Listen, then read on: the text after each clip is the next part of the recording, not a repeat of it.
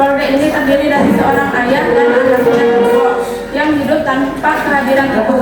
Ibu Riko telah pergi untuk bekerja sebagai TKI demi memenuhi kebutuhan keluarga dan melunasi hutang-hutang mereka. Riko tumbuh menjadi anak yang mandiri dan baik hati meskipun dia merasa kesepian dan kurangnya kasih sayang orang tua. Seiring berjalannya waktu, Riko sudah terbiasa dengan keadaan keluarganya tersebut, menjalani kehidupan tanpa peran orang tuanya. Namun di suatu ketika ia merasa kesepian dan hampa. Keesokan harinya di tengah kesendiriannya di kelas, Riko didatangi Devi dengan nada bertanya.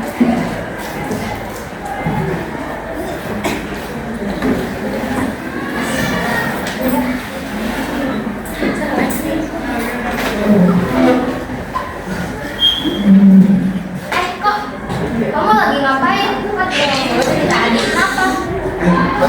Gue emang bikin gini kok. Ah bohong, pasti ada sesuatu yang lagi dipikirin tuh. Enggak, gue emang bisa gini kok. Enggak ada dipikirin. Padahal gue duluan ya, gue pikirin. Iya. Sekembalinya dari warung, Riko dia dan ngobrol bersama membahas keluarga mereka masing-masing.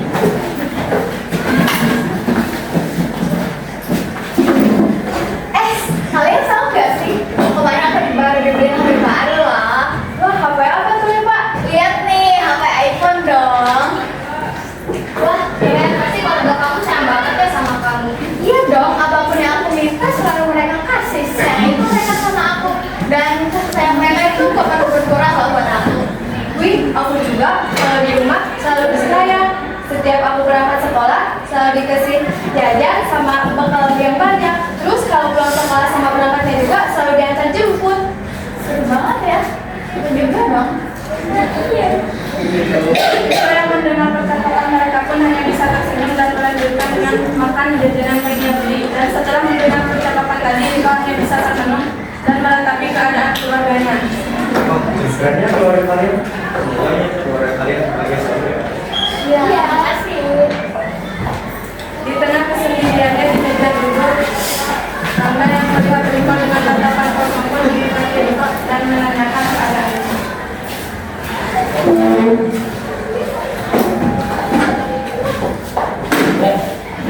Kamu diam aja dari tadi.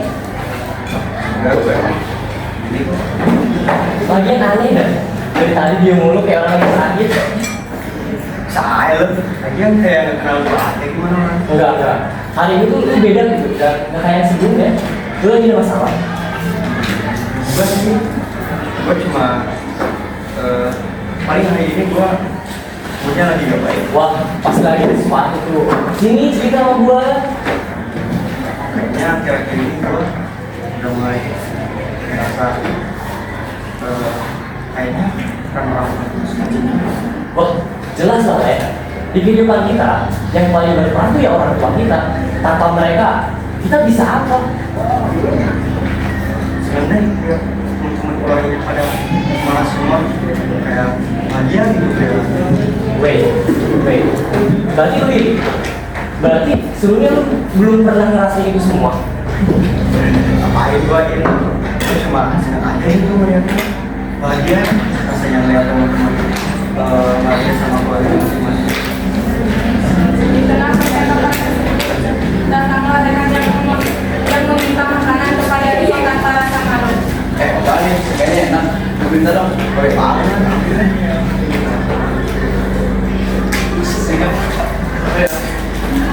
Udah, sekarang ada PR nih. Kalau nggak salah ada nih. PR apa? Ibu PR bahasa Indonesia. Iya. Hari ini publik. Oh iya. Belum lagi kan? Boleh. Belum sama sekali. Melihat kejadian itu, Rangga pun terheran dengan sikap Riko yang sangat baik hati dan menanyakan kembali seputar keadaan keluarganya. Tapi ya, kok lu bisa sih sebaik itu? Coba jahat nih. Bisa aja lu ya. Ini gua lagi serius. Makanya ngelakuin hal baik. Daripada di kesalahan juga kan, apalagi pas teman kita lagi membutuhkan. Ya, side man. Tapi kalau misalnya lihat lu yang sekarang, keadaan yang sekarang, kayaknya berbalik sih. Tidak baik itu gak diukur dengan keadaan kita. Tidak baik itu emang kewajiban kita sebagai manusia sosial. Lanjut, pasti orang tua lu bangga sama lu. Keren bro.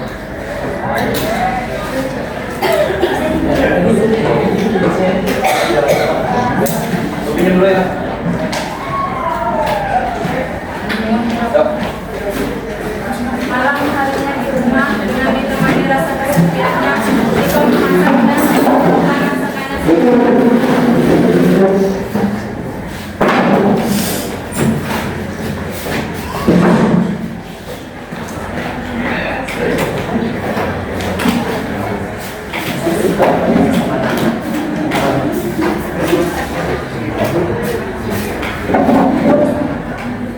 Malam harinya di rumah dengan ditemani rasa kesepiannya, Iko memasak dan makan masakannya sendiri, mencuci piringnya sendiri, menggosok bajunya sendiri, semua dilakukan secara mandiri tanpa ditemani peran orang tuanya.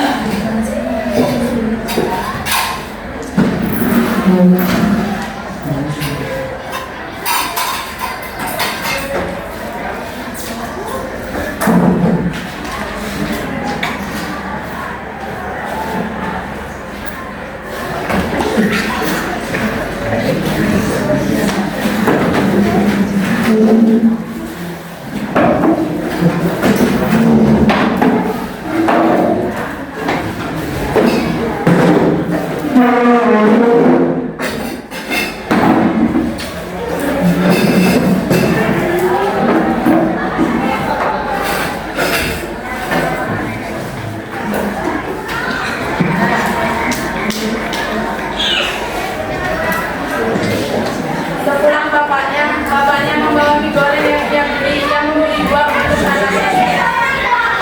Mereka makan bersama namun ditemani masak mie yang diiringi gesekan antara sendok dan piring.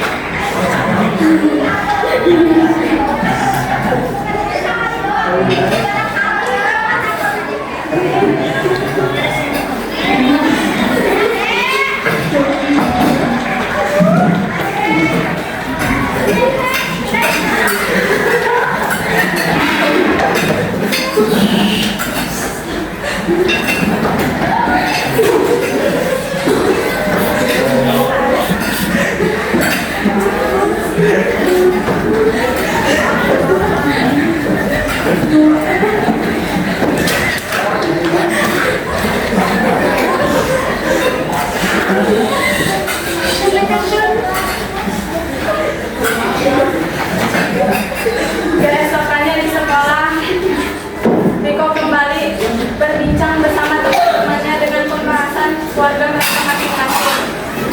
Saya mau akan validasi kembali membahas seputar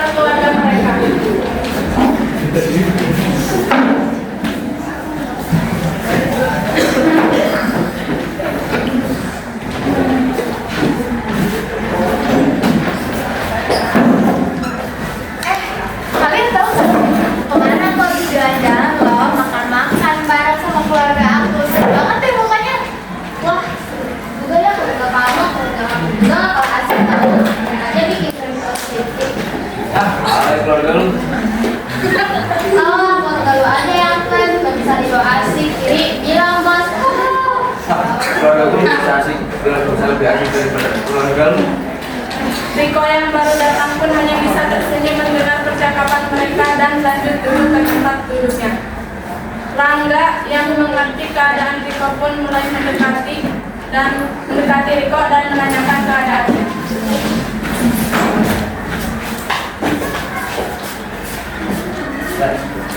Yuk, kenapa sih setiap yang lain lagi bahas keluarga, video aja gitu? Kayak saya sama sekali, gue lagi ada masalah sama keluarga. Kenapa sih?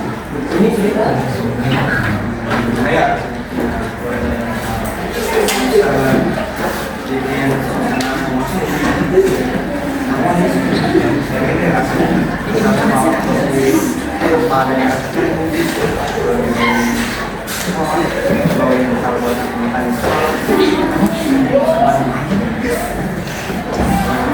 jadi yang ngerasain peran orang tua dalam tugas apa sendiri sendiri mana sendiri bukan kayak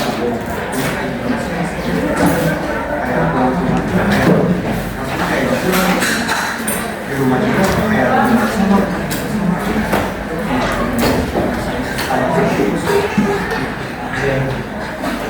ternyata baru itu menyukai sendirian. Tapi percaya, apa yang lu rasain sekarang itu pasti ada nikmatnya. Walaupun sekarang belum ngerasainnya, tapi suatu hari nanti lu akan merasakan. Untuk sekarang, lu cukup nikmati keberadaan orang tua lu. Selagi mereka ada, untuk sekarang lu cukup nikmati. Beja seorang murid berdiam pun masuk kelas dan duduk langsung di mejanya. Lu lihat, siswa yang ada di sebelah kita. Namanya Desha. Dia seorang yang jatuh, men. Dia sedari kecil bahkan nggak tahu orang tuanya siapa. Dia nggak kenal, dia nggak tahu bentuk dan rupa orang tuanya seperti apa. Dan sekarang dia hanya tinggal semata karang, hanya tinggal bahas ini aja. Tapi bro, percaya apa? Untuk sekarang, lu cukup nikmati keberadaan orang tuanya. Nikmati keberadaan mereka selagi mereka ada. Sebelum lu nyesel, lihatlah ke bawah. Masih ada yang lebih dari nasib lu yang sekarang. Pencapaian lu yang sekarang itu adalah keinginan orang lain yang tidak tercapai. Jadi, lihatlah ke bawah supaya lu tahu bagaimana caranya untuk bersyukur. Riko yang mendengar perkataan Rangga pun hanya bisa terdiam diri dan merenung serta merasa sedih atas apa yang Rangga ucapkan. juga kan tahu mungkin dengan keadaan gue yang sekarang gue bisa mengambil bola masih ya bro Ya, gue harap untuk kedepannya lu bisa akur lagi lah, lebih akrab lagi sama dua orang tua lu, sama keluarga lu. Nikmati aja selagi mereka ada. Setelah mendengar pencerahan dari temannya tadi, Riko pun bertemu dengan bapak dan mereka pun hidup dengan damai dan akur tanpa memikirkan masalah nasib mereka.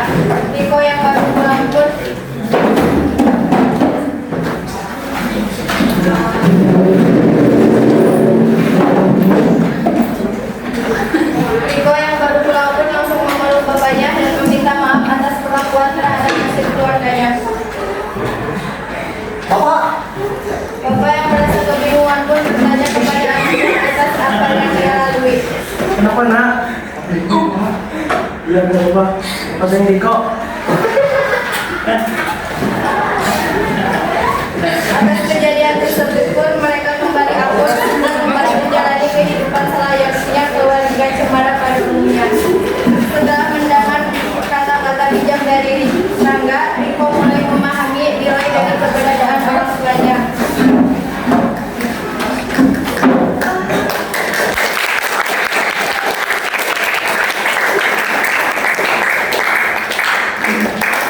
Evaluasinya untuk dialog sudah pada apa bagus kan. Cuma yang saya baca emang begitu, apanya begitu? Ya, Gak ada dialog dong. enggak ada. Bisa, Jadi kenapa? sebagai contoh aja, maaf ya, Deca tuh kayak mungkin orang yang nasibnya di bawah nih kok. Jadi itu kayak gambaran, lu tuh harus sering lihat ke bawah gitu. Kayak contohnya lihat Deca, dia tuh seorang yatim piatu. Jadi itu tuh supaya evaluasi buat Rikonya gitu. Nah, harusnya ditambahin lagi. Misalkan karena Deca itu orang ada di bawah kan, orang bawah, harusnya ada dialog merangkul dia, harusnya, ya kan? Merangkul dia, bagaimana nih merangkul dia di situ? Itu juga menunjukkan apa? Menunjukkan pesan, ya kan? Jadi nggak ada tokoh yang walaupun contoh harus ada ininya, dialognya, gitu. Seperti itu sih, hanya menyayangkan aja gitu. Udah tahu masuk ke situ.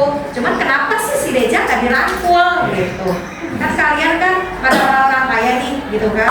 Kenapa tuh nggak dirangkul si Decanya? Dia kan orang yang piatu, pada dirangkul. Itu juga ada chemistry-nya, itu juga ada klimaksnya, harus seperti itu. Udah bagus, cuma menyayangkan Deca aja. Ya, oke, so. Oke, sekian dari kelompok kami. Mohon maaf bila ada kekurangan dan salah kata. Kami cukupkan. Terima kasih. Wassalamualaikum warahmatullahi wabarakatuh.